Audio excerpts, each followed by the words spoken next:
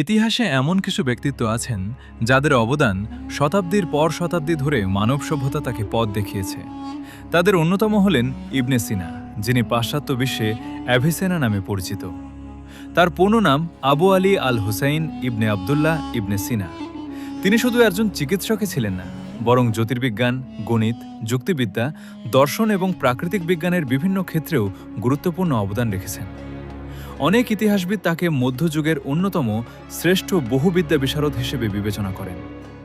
চিকিৎসা বিজ্ঞানে তার অসাধারণ অবদানের মধ্যে সবচেয়ে বিখ্যাত হল দ্য ক্যানন অফ মেডিসিন বা আল কানুন ফি তিব্ব।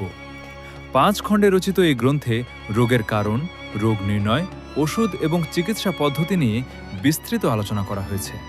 বইটি এতটাই প্রভাবশালী ছিল যে ইউরোপের বিভিন্ন বিশ্ববিদ্যালয়ে কয়েক শতাব্দী ধরে এটি চিকিৎসা বিজ্ঞানের অন্যতম প্রধান পাঠ্য হিসেবে ব্যবহৃত হয়েছে।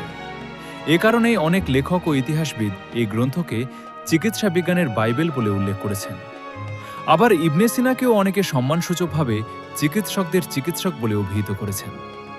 প্রায় 1000 বছর আগে রচিত তার গবেষণা ও চিন্তাধারা আজও চিকিৎসা বিজ্ঞানের ইতিহাসে গুরুত্বপূর্ণ মাইলফলক হিসেবে বিবেচিত হয়।